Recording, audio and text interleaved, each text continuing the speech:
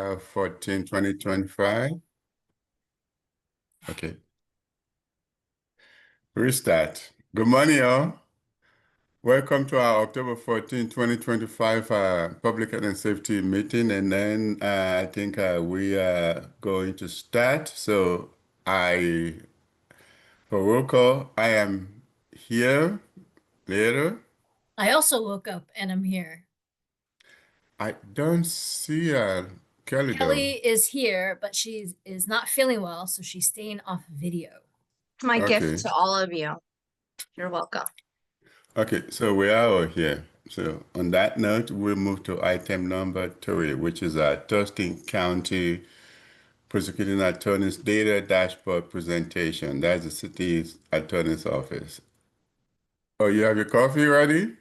The coffee is ready. I was going to say, Right. it's actually the Thurston County Prosecuting Attorney's Office that'll be making this presentation. So welcome, John. Thanks for being here.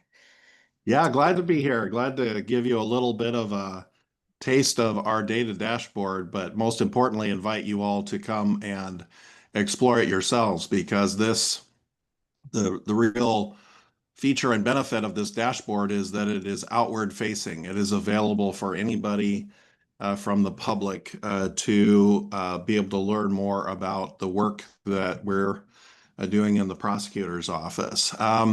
So I think I'd like to start by just giving you a little bit of look and feel of the dashboard itself, show you all how to get to it, excuse me, and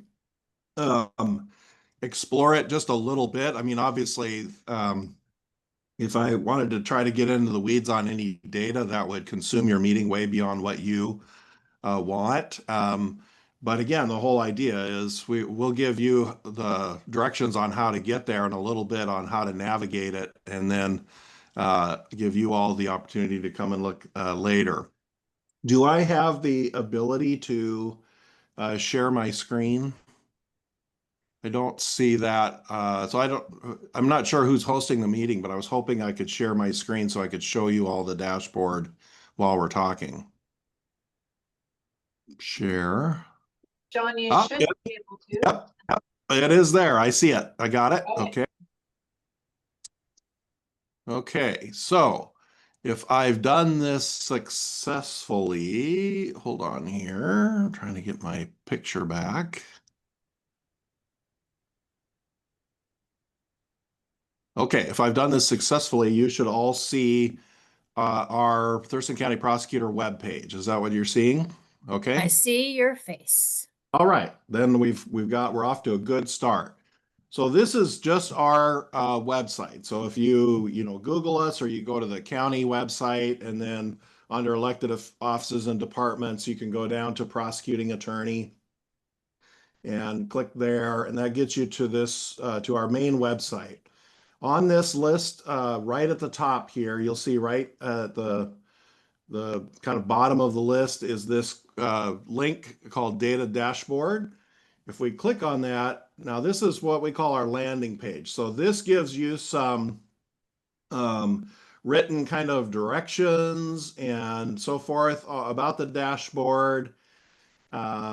A little bit, kind of how to get started. So everything, when, later today, when you forget everything I've said, you'll still have a place that'll give you some instructions on how to use it. And then we're currently trying to continue to develop some frequently asked question answers as things come into us as people use this. And so one of the things, if you do have questions while you're using it, don't hesitate to send us an email or something with that, because we can, if you're asking it, chances are somebody else is as well, and we can we can add that to our FAQs. But the way to access the dashboard basically is just this big green button that says click to access the dashboard. And from that, then you go to a platform that's called Commons. This is our dashboard. We partnered with an organization called Measures for Justice, which is a national nonprofit that specializes in this work. Their platform is called Commons, and so that's where that name comes from. But over on the right, you'll see this is our page, Thurston County, Washington. and describes that partnership. Within this, you're going to see three kind of basic categories of places that you can go. I'm going to talk a little bit more about the policy goal a little bit later. So I'm going to start simply by, in this middle one that says explore data, because that's where all the meat and potatoes of this dashboard really is how to dig into the data, okay?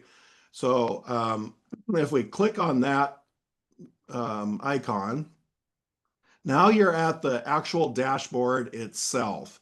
And this is the kind of the first page of the dashboard is really much larger categories that you can then drill into depending on, you know, what you're looking at or what your interest is. So for instance, we've got cases received by the prosecutor. And this one now basically just tells us the cases that have come in to the prosecutor's office, and this is divided out by month.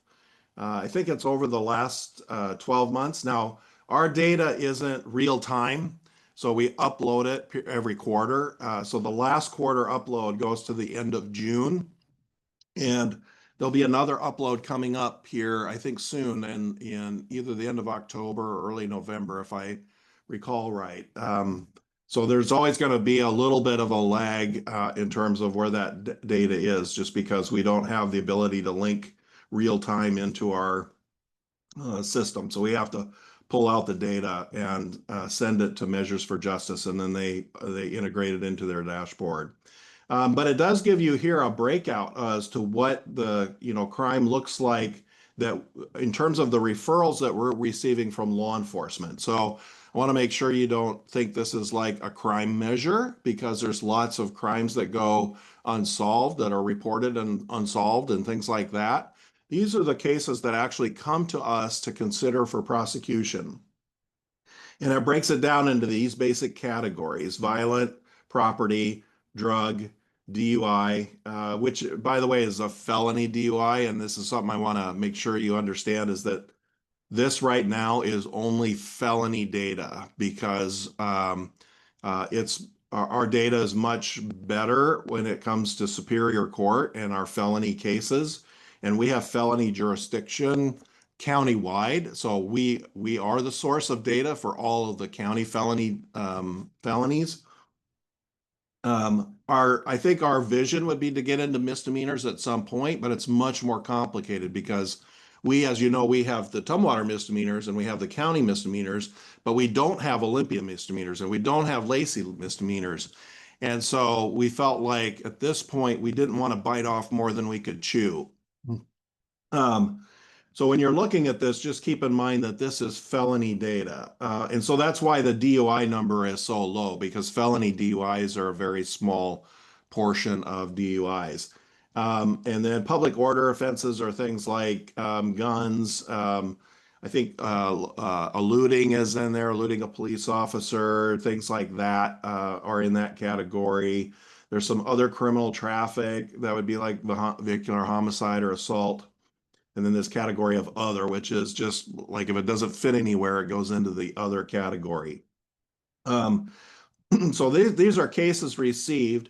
Now, this is whether or not charges are filed, because the way our system works is law enforcement sends us a case, and then we have the opportunity to review that case before we decide whether to file charges. So this measure here is just about the cases that we received from law enforcement for review. I'm going to drill into this a little bit more in just a minute. This next larger category here is what happens when the cases are reviewed. What's the decision points? And so again, it breaks it out in you can see it over a period of time here. And you can also see the compilation of cases. So we prosecuted 73% of the referrals that were sent to us. We did not prosecute a little over, well, almost 14% of the cases that were sent to us over this time period. And we diverted 13% of the cases, meaning the case came in, and in lieu of filing charges, or maybe just after filing charges, we sent it to a diversion, one of our diversion programs. And then this is one that's more specific about diversion. It tells you the type of diversion. So we've got our treatment courts, drug court, a friendship diversion, which is the friendship organization. That's the nonprofit we partner with on that. Our pretrial services diversion, which is a substance abuse diversion program through our pretrial services department. Mental health court, veterans court, DUI court, and so forth. So that gives you more information about that. And then the how cases end. So that's like what happened to the cases, and same kind of breakdown. And then what cases that end in a sentence. So somebody was convicted and sentenced. This tells you, what it is, how those cases played out. So we had no cases that went to life without parole over this time period. And you can look at cases. Here's the number of sentences to state prison, the number to county jail, or there's a split of some kind, which doesn't have any right now. And other, which would be, I'm not sure what that would include, actually. I'd have to drill into that to see what other is. But again, you can kind of see how the cases play out. So you'll notice that the vast majority of felony cases that come to us actually end up in a county jail sentence. And that's one of the reasons why our county jail feels the pressure that it does sometimes in terms of population. And that's a feature of Washington law and the Sentencing Reform Act. And then finally, the last one is how quickly are cases moving through the system on average? And this is actually one of our policy goals here. So this gives you, it breaks it down. How long does it take from typically on average from the offense time to the case being referred to our office, then from it being referred to our office to actually making a charging decision, between charging and arraignment. Arraignment is the first date, the first court appearance somebody makes after they're charged, where they enter their initial plea. And then arraignment to case closure. This is actually kind of the prosecution lifetime of the case, if you will, from arraignment to case closure. Okay, so let me drill in again. Part of this is I want to show you how to navigate this. So if we go back up here, this case is received by the prosecutor. This button up here that says explore, that's kind of the drill down button. So if we hit that, now we get a larger display, if you will, of just that specific category. And so this is that same line graph that we saw earlier, displayed a little bit differently. And then up here, you'll see cases received by the prosecutor. Well, if you click on that now, actually it breaks it down even further. So you can look at cases received by the prosecutor, how many did we review in a period of time, the cases that didn't pass review, the cases that were diverted, cases prosecuted. So let's look at, say, let's just look at this for cases reviewed by the prosecutor. So now this tells us of the cases that came in, how many were actually reviewed.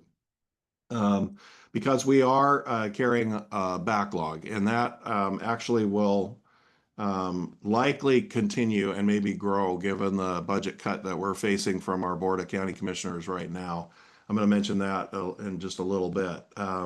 Because I think that's going to have a real impact on some of the data that you're going to see. And we're actually kind of excited to have the data. We're not excited about the budget cut, but we're excited about the data because we'll actually be able to demonstrate the impact perhaps that might have.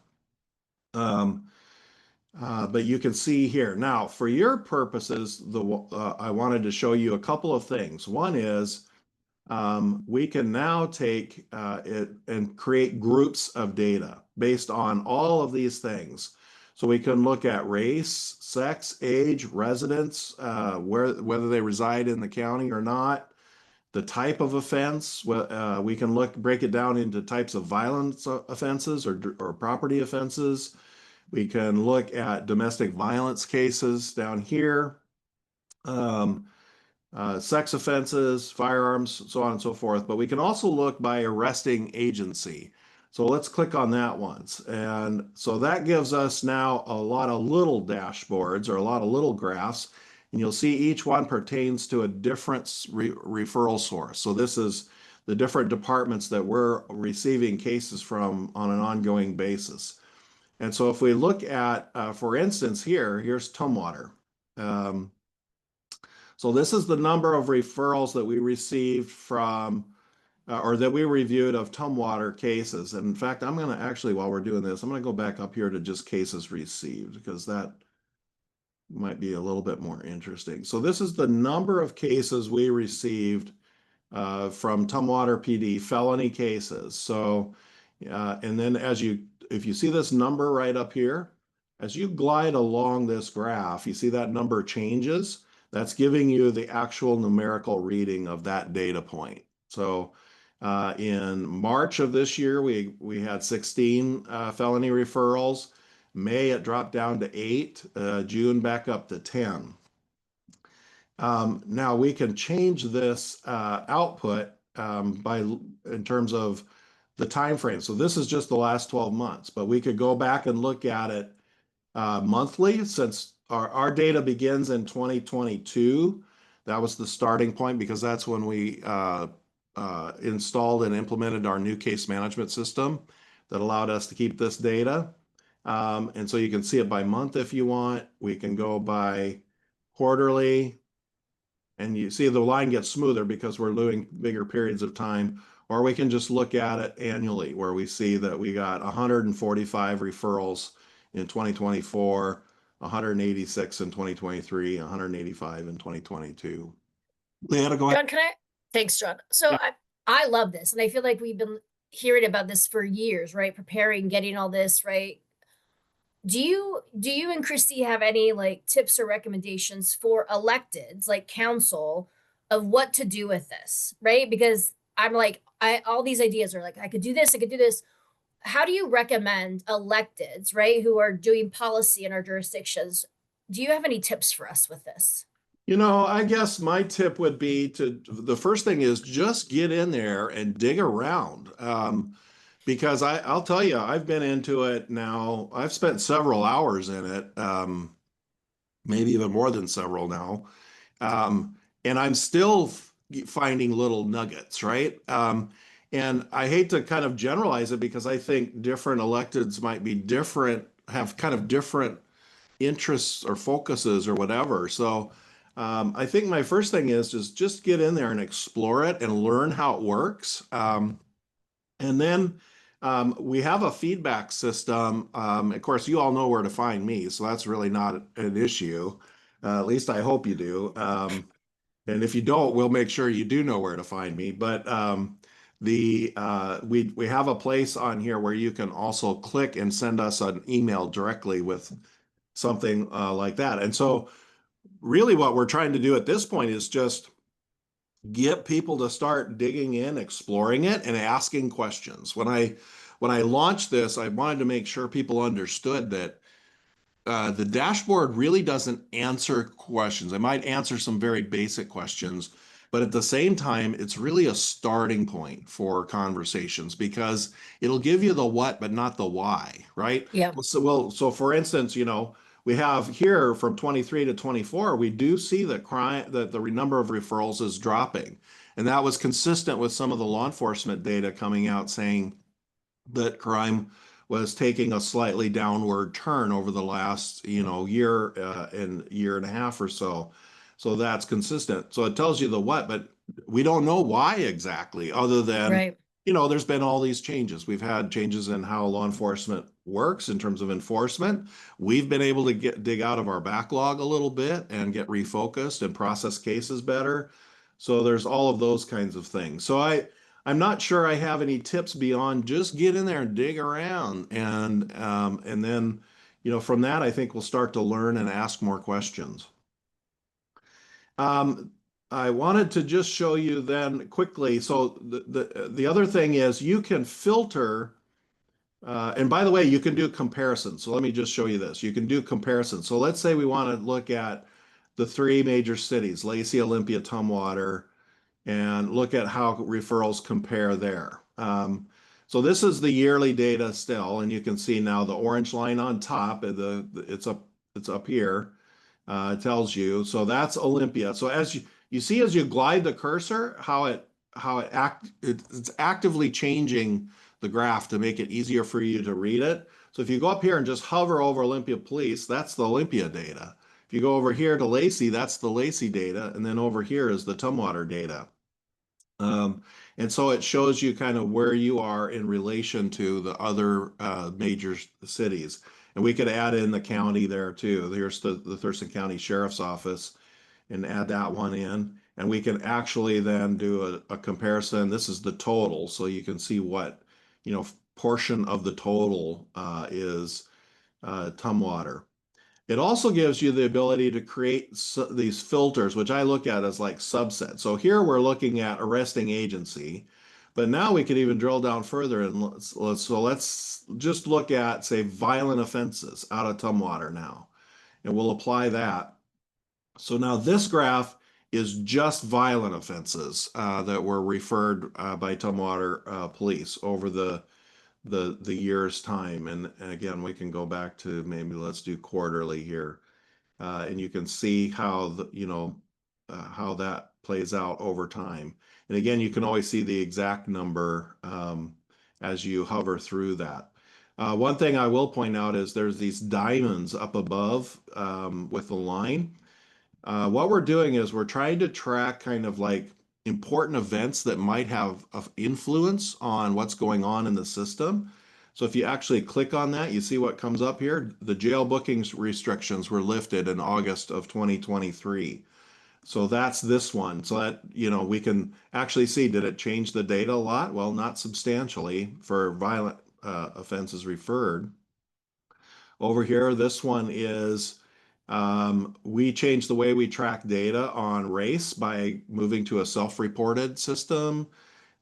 This also is when the Washington reenacted its or broadened the pursuit law to get back to reasonable suspicion, and so on and so forth. So we're going to continue to try to add these important events. So you can see the latest one is the launch of the dashboard, and then our reinstatement of our First Look program, which is our screening unit. So then, basically you can in the overall thing, you can go through all these different categories. So here's the decisions after the case. And then the same thing we were looking at before, pretrial release decisions. So we're tracking how much bail was imposed in a particular case that came in and what the average or median is in that. You can't, by the way, none of this data will give you any information about a case. It's all cumulative data over a period of time because we didn't want it to become a source of information for people who were looking for a particular case. This is about diversions, lots of different categories here about diversions. This is dispositions here, sentences, and so forth. And then finally, I want to go to this time category because this was our policy goal. So throughout this process, we had a community advisory board that we assembled to basically be a representation of the community to help us build this out in a way where community members would find it valuable. So we kind of wanted that voice at the table because what may be valuable to them may not be something that we're thinking about. As we talked about this in terms of if we want to pick out a goal that we wanted to work on, we call it a policy goal.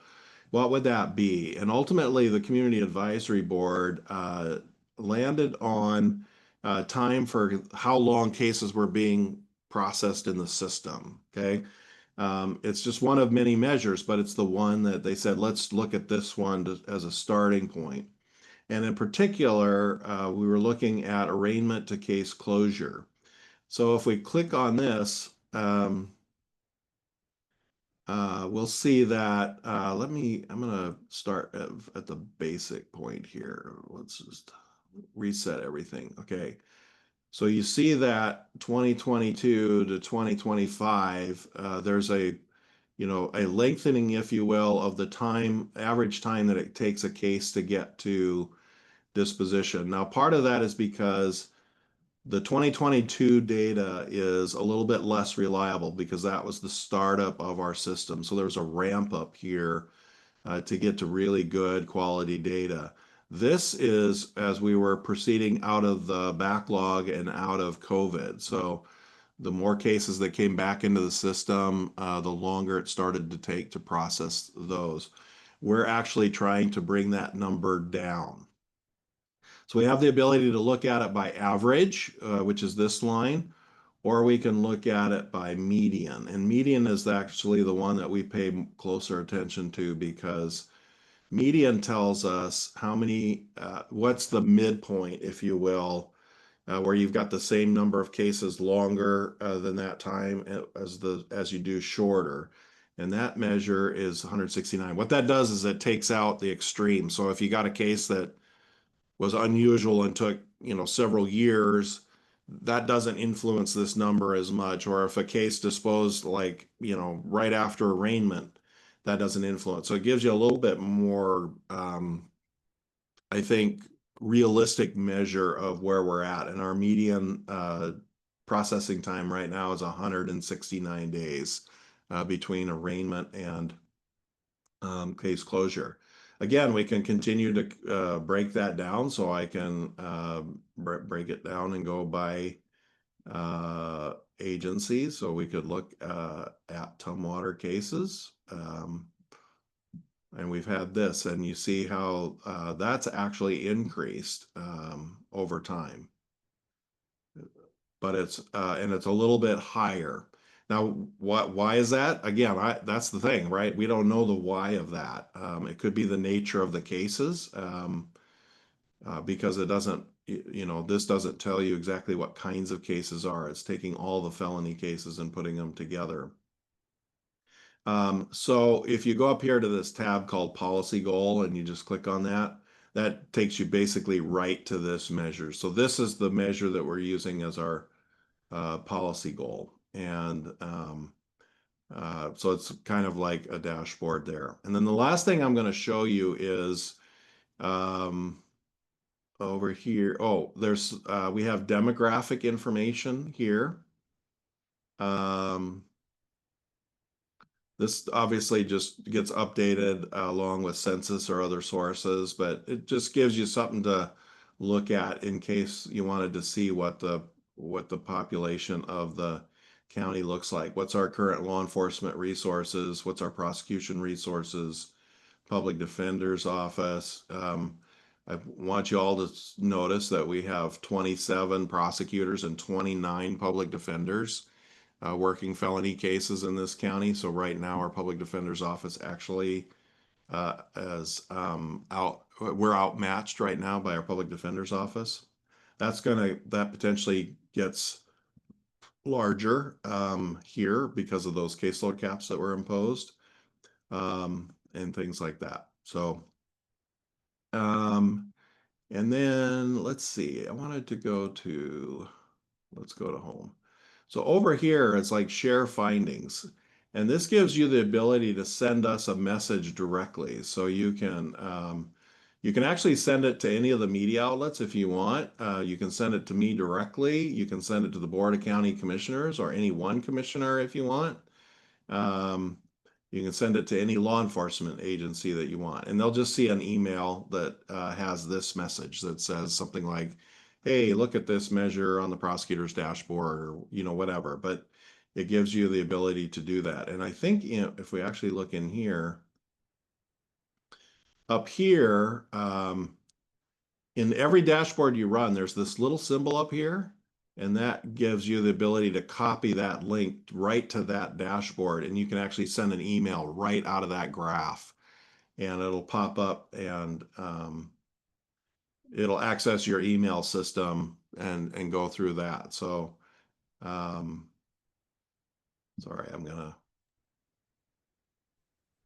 John, that's awesome. Yeah.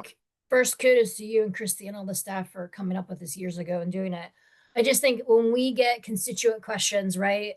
This is a great way to respond with numbers, right? Yeah. Right. Yeah. I love this, right? For transparency and accountability. This is a game changer of responding to constituents of what you're actually seeing, right? And then Yeah. the service, right? Why we contract with you. This is awesome. Yeah, thank you. No, we're really proud of it. It took a lot of work. Actually, one of the biggest things out of this for our benefit was not only the dashboard itself, was learning about our data, how to keep it, how to access it, how to manage it, what data is important to keep. That it was really a game changer for us. The example was race. So, for instance, maybe you all know this, but race data no longer appears on your driver's license. So when law enforcement puts race data into a police report, oftentimes it's just the officer's subjective, uh, impression, right? So then we started, well, how is that good quality race data, right? So as we explored around, what we found out is that when somebody's booked into the jail, they're asked, what race do you identify with?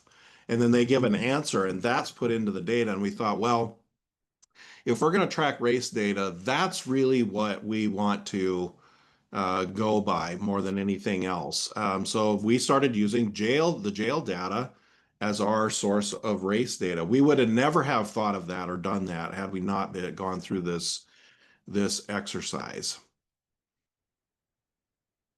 And then I mentioned at the beginning, I don't want to go on and on about this, but one of the reasons it's kind of apropos to have this dashboard now is you may have heard that the county's facing a fairly significant budget issue.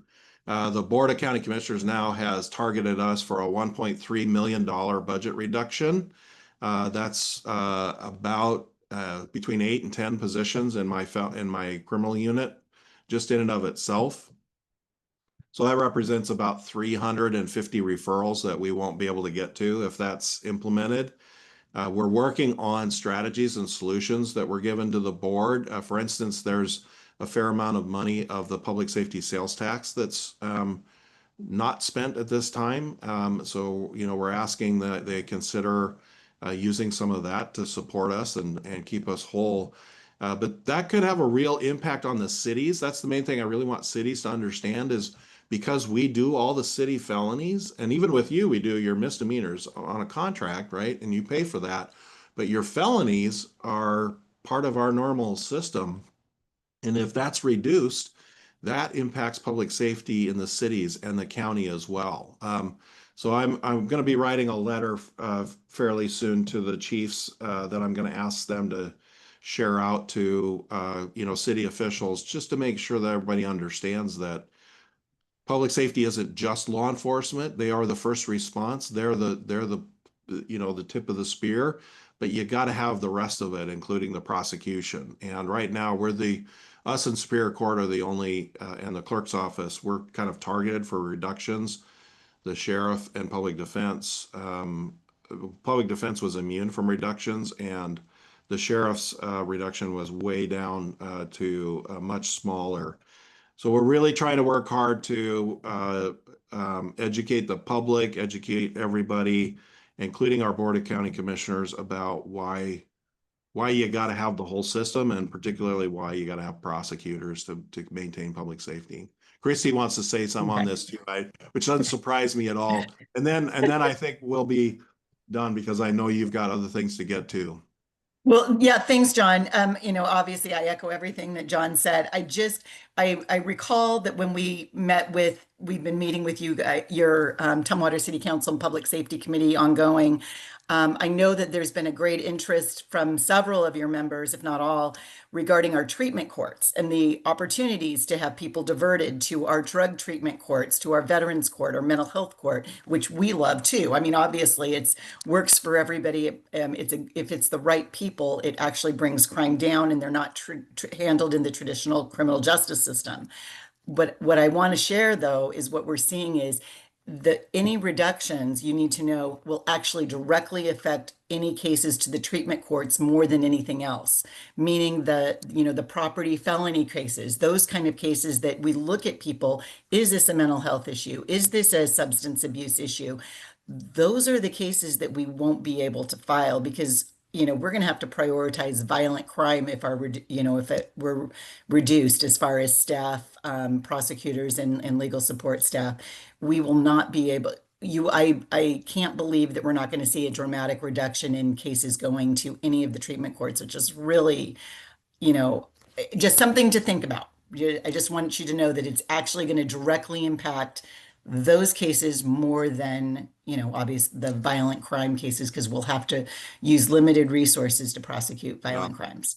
We're That really was one of my analogizing. questions. We're really analogizing this to COVID because it's the same thing, right? During COVID, where our hands were tied, we didn't have enough. We weren't able to process the cases, and the major things we saw was the treatment court populations all went down because we couldn't process the cases that would normally go into a treatment court, and crime went up. And so we're kind of hearkening back and saying, look, we know what happens when you don't have a prosecution on the back end of the law enforcement. And here it is. And COVID's the best example. So let's not go backwards. That was one of my questions to both of you. Is there discussion about amending your contracts with the jurisdiction for funding? Is that We're on the not, table? yeah, we're not looking at it right now. And I don't know what the contract cycle is, but it could impact the next contract. Just, Right. I mean, there's so many unknowns right now for us. We're Mhm. not really like, that's not one of the things we're necessarily looking at. But I will say that, you know, if it starts to get bad and we get into a next contract cycle, you know, yeah. I mean, that's a good heads up for us, Mhm. right? To make Mhm. sure Yeah. that we might have an amendment. Yeah. And actually, Leetta and John, you know, John mentioned earlier regarding the, you know, some of, you know, a slight disparity between public defense in Mhm. felony cases. They have 29 staff, we have 27 attorneys. It's disparate is even greater in the misdemeanor. We have 7 attorneys in our misdemeanor covering both Thurston County and Tumwater, and public defense has double that. So it's you know, excuse me, strike that. They have the same amount of attorneys, but their caseload is half of what ours is, because in district court, there is a greater majority of private counsel and conflict counsel, if that makes sense to people. You know, it's more, it would be more common for someone to have a DUI to be able to have the resources to pay a private counsel to represent them than someone who's arrested for a more significant felony. So we see more private counsel in district court.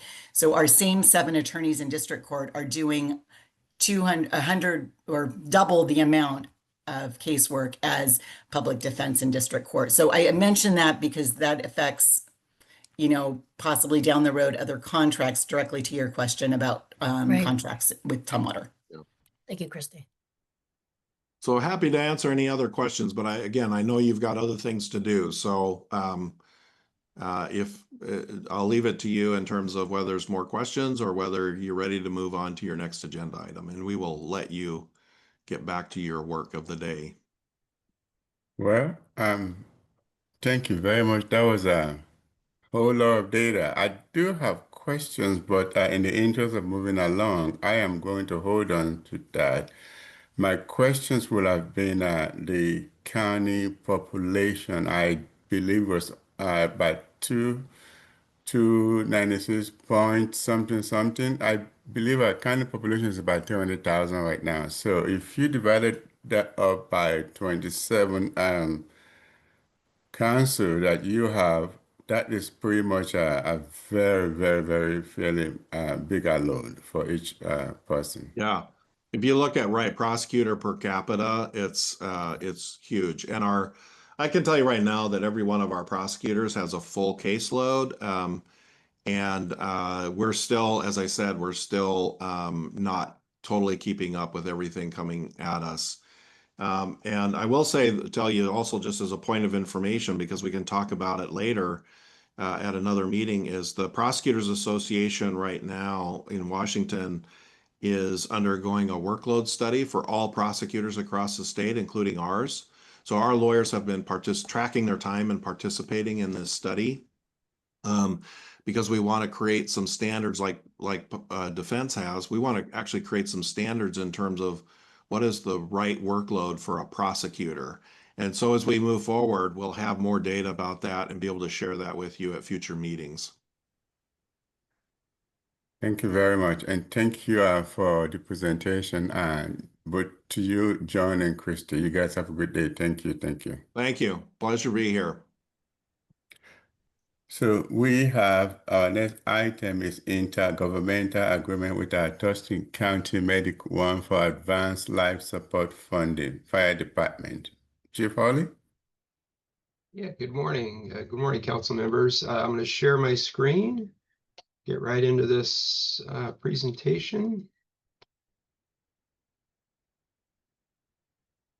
All right, how are we doing there? You can see that all right? Great. Okay, we're going to get right into our proposed renewal of our advanced life support agreement with Medic One. That's my slide. All right, just a brief system overview of the now 8 medic units in the county under this agreement. 3 are in Lacey, 2 are in Olympia, and of course our 3 paramedic units we have here. The newest, of course, being Medic 8 at Station T2. And as we've announced previously, we are staffing that unit right now as of October 6th, about 80% of the time through the end of the year. Under this new contract, we will be staffing that unit every day, 24/7 after January 1st.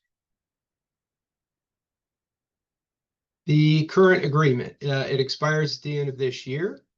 Under the current agreement and the new agreement for 2026 anyway, we'll have 9.5, Medic One funds 9.5 positions per medic unit. It also funds a good portion of our medical services officer position. And the reimbursement, depending on which unit it is between 80 and 89% of salary and benefits for those staff. Medic One also provides the medic units and required equipment and supplies. And I'll just mention the county is in a cycle of replacing all of the medic units right now. Olympia's units, Lacey's units are currently in the process of being replaced, and ours will be, we'll have all 3 new units by third quarter of 2026. So we're very, very excited about that.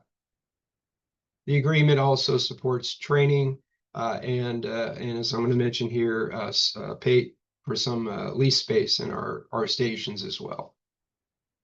The proposed agreement is 3 years, and just for information, we started negotiating this agreement with Medic One back in May, and at the table are representatives from Olympia, Lacey, and Fire District 3, and we all have the agreements are nearly identical for the 3 jurisdictions. There's no changes to the basic funding formulas in the agreements. I'll mention more in a minute about increased payments for space in the stations, increased support for paramedic training, 1 additional position through the term of this agreement as well. And specific to Tumwater, there is continued funding support for some costs related to the implementation of Medic 8. As far as the facilities, the bottom line here is that the city will receive an additional $32,400 for space in our 2 stations, just recognizing that, the dorm space, the kitchen space, all of those spaces are used by our staff. So Medic One recognized that and increased this payment. We had been receiving just under $10,000 a year and will continue to as well for the actual space for the medic units and equipment storage and such. The amount that Medic One reimburses us when we have firefighters go to paramedic school will increase from $50,000 to $75,000 a year. And that's up to 2 per agency annually. We've been fortunate over the last 5 or 6 years that we've had firefighters interested in becoming paramedics, and we're able to put them on assignment, basically going to paramedic school. And obviously that creates some staffing issues, and Medic One helps support that with payments basically to cover our needs while those candidates are in school. We do have currently 1 firefighter in paramedic school, which we're very excited about. As far as new position support, no new positions in 2026. In 2027 and 2028, we will receive an additional half-time FTE reimbursement. And the goal is to have a new day staff position, likely a lieutenant level position, to help support training. You can imagine with around 28 paramedics, there's a considerable amount of training that needs to be coordinated to keep them proficient. So that's the overview. I'd be happy to answer any questions, but the request is to put this on the agenda. And I apologize, the staff report has the correct language. We don't need to say in substantially similar form as approved by the city attorney, because this is the final agreement that's before you. I don't have any questions. I'm in support. I would just ask this to be put on consideration so our other seatmates understand the support we get from Medic One and the increases, because we do get a lot of questions. So I would just like this to be on considerations. And Chief Hurley, you present it so quickly. I just think it'd be good for our other seatmates and the public to hear again. However you want us to bring it forward, we'd be happy to.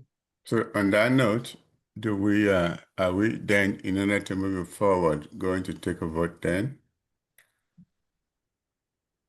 Yeah, I mean, I just would move to place the intergovernmental agreement with Thurston County Medic One for advanced life support finding on the October 2025 City Council considerations with a recommendation to approve and authorize the mayor to sign. I just want to switch it on the agenda, the location. Okay, so that's your motion then, right? Yeah, that's correct. Okay. I'll second. Okay. So on that note, all in favor? Aye. I vote Aye. aye. So Chief Hurley, that will move to full council whenever we get to it. Thank you very much. Great, thank you.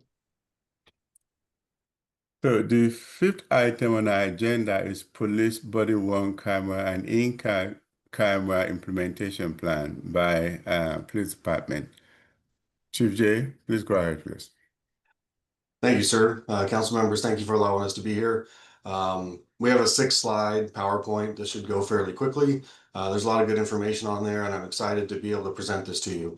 Normally, Deputy Chief Keelis would be here to present it, as he's the project manager of this, but he wasn't able to be here today. So myself and Sergeant John Kennersey will be covering most of the information. Let me share this. Did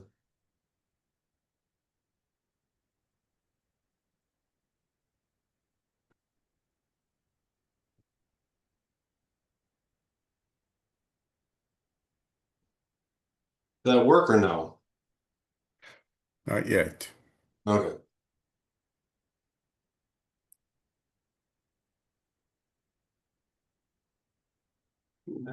Now it's good to go. You can see the body worn camera Yes. project. Yes. Perfect.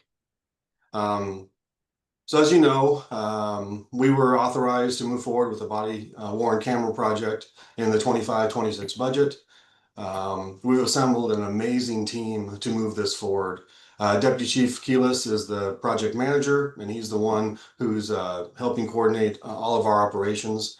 Administrative Sergeant John Kennersey, he's the operations side. He's the one that's looking at the nuts and bolts, the actual cameras themselves, and working with the front end staff on how to identify and best select the best equipment for our organization and for our community. We have Police Strategic Advisor Doc Bowers, you know him. He's helping kind of coordinate all these efforts and kind of harmonize them. Police Record Supervisor Ashley Clark. She is the one that's taking care of making sure that the records and the redaction side of the house has the best system possible so that we can serve not just our community, but the prosecutor's office and all interested parties when it comes to that. And then we also have brought on an IT systems specialist. His name is Zach Ross. And he's an expert in technology systems, and he's helping us kind of bring all the bits and pieces together, because this is going to be a heavy load on our IT department. The body worn camera program plan, we have budget approval. Thank you for that. The staffing, so we've added 3 staff members, including Sergeant Kendersey. Ashley Clark has been moved to her position, and then Zach Ross. So those people are all in position starting around late July into August. Actually, I think Zach started September 1st. So he's there. We've also completed a needs assessment. The team has come together and done a needs assessment. And I'll have Sergeant Kendersey talk about that in just one moment. Now we're in the process of just doing our due diligence, making sure that we have the right system identified, and then we'll move forward to contract, procurement, and installation. Our timeline, where we've been and where we're going. I talked about put Sergeant Kendersey in place. We have records supervisor in place. Our IT specialist is in place. The actual project really got going on September 4th. We've completed a needs assessment and looked at 6 different systems in which we're in the process of narrowing them down. Sergeant Kendersey, can you talk a little bit about the needs assessment and how we're narrowing down the systems to get the right one for our organization? Yeah, good morning. Yeah, so we picked 6 companies, and then we, like the chief said, we did our needs assessment. We sent that out to the officers, the union, IT, the front office, and figure out what we needed in a body-worn camera system. Once that was completed, we were able to narrow it down to 3, and we looked at 3 different demonstrations from the companies. That narrowed it down to 2, and that's where we're sitting right now. So we have 2 vendors right now, and what we've done is we reached out to our partner agencies, TCSO, OPD, and Lacey, to find out what challenges they had and what they did to overcome them, and what worked well and what didn't, so we can kind of take their advice moving forward with ours. Once we get down to the one company, we'll make a recommendation on a vendor to the command staff. And then once that's completed, we will start with a field testing program. Councilmember Dolhoff, I saw you have a question or inquiry. Yeah, thanks, Chief. Why are we not using this state contract for body-worn cameras?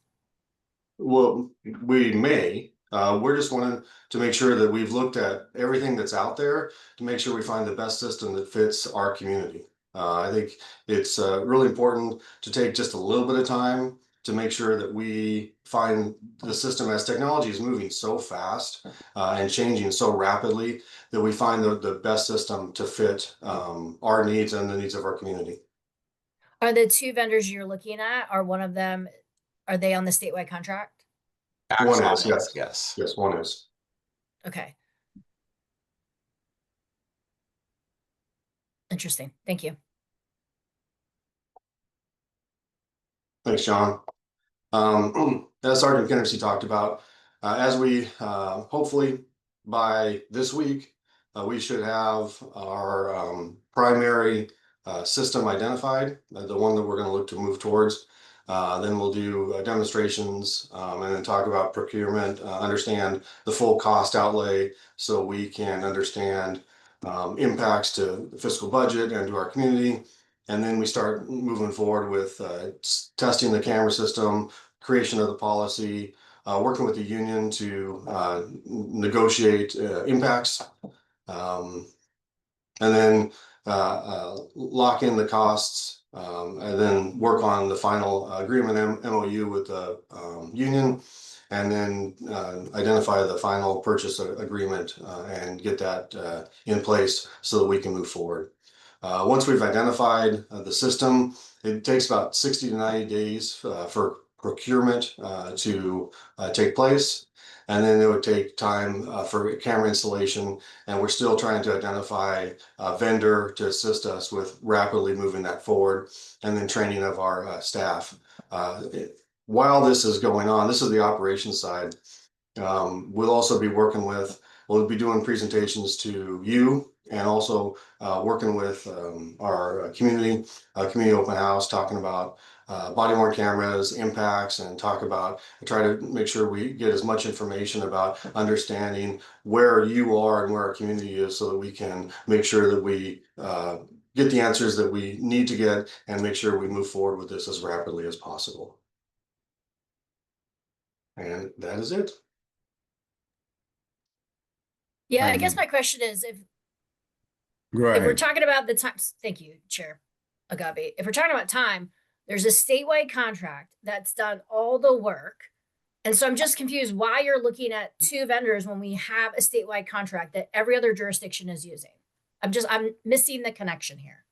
And Deputy Chief Keelis could probably answer this better than I, but again, it's just, we think that, from this started September 2nd to October 14th, we think it's good to take a look at all the systems that are out there, because the state bid, that process probably started at least a year ago, if not 2 years ago, looking at the technology. The technology has changed substantially since then. And you're right, we absolutely want to try to look at our partner agencies and look at the systems that they're using, because that impacts other things downstream, including the prosecutor's office. And we take all those things into consideration. We just think when we're going to spend, well over $1 million of our taxpayer money, that we want to make sure we do our due diligence and make sure we're doing the right thing. Yeah, I get it, Chief. I appreciate that. That's the whole point of a statewide contract, is that work is done for you, because it just feels like another delay. So I appreciate the work you're doing. I appreciate this movie. There's a statewide contract that has done all of this work. We understand. So Sure, if Chief. I may address that, just Councilmember Agabi, if I may add to Chief Mason's answer there.